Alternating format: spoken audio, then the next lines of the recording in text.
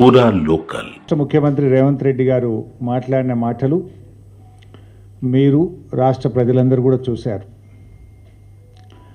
గత కొంతకాలంగా బనకచెర్లను అడ్డుకోండని మేము మాట్లాడితే బోడగుండుకు మోకాలకు ముడిపెట్టినట్టుగా నిన్న రేవంత్ రెడ్డి గారు మాట్లాడారు.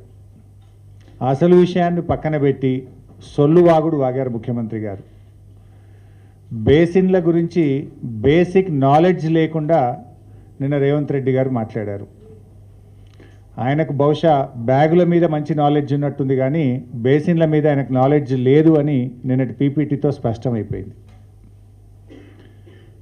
పీపీటీ పెట్టి మరీ రేవంత్ రెడ్డి గారు, ఉత్తమ్ కుమార్ రెడ్డి గారు తమ అజ్ఞానాన్ని బయటపెట్టుకున్నారు.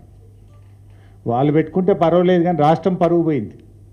మా రాష్ట్ర నీటిపారుదల శాఖ మంత్రి, మా రాష్ట్ర ముఖ్యమంత్రి ఇంత కనీసమైన బేసిక్ నాలెడ్జ్ లేకుండా ఉంటారా అని రాష్ట్ర ప్రజలు నవ్వుకునే పరిస్థితి.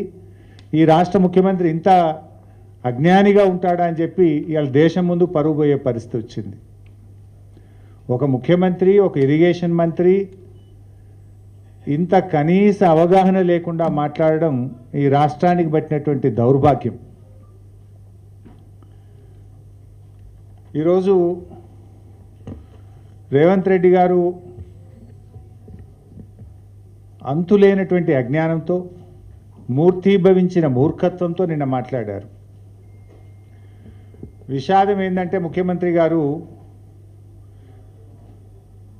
దేవాదులు ఏ బేసిన్లో ఉందని అడుగుతాడు. దేవాదులు ఏ బేసిన్లో ఉందో ఆయనకు తెలియదు. బనకచెర్ల ఏ బేసిన్లో కడుతున్నారో ఆయనకు తెలియదు. అంటే నువ్వు ఏం చేస్తున్నట్టు అసలు?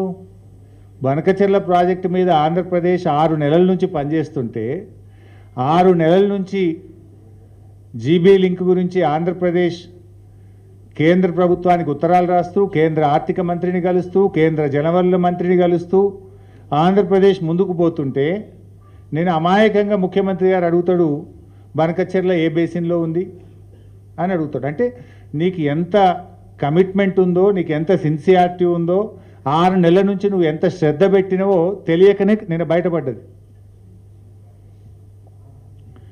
ఆంధ్ర దోపిడిని అడ్డుకొని తెలంగాణ పొలాలకు నీళ్లు బారియవయా ముఖ్యమంత్రి, ఈ అక్రమ ప్రాజెక్టును ఆపవయా రేవంత్ రెడ్డి అంటే అది చేతగాక అడ్డు అదుపు లేకుండా అబద్ధాల ప్రవాహాన్ని నిన్న ముఖ్యమంత్రి గారు పారించే ప్రయత్నం చేశారు.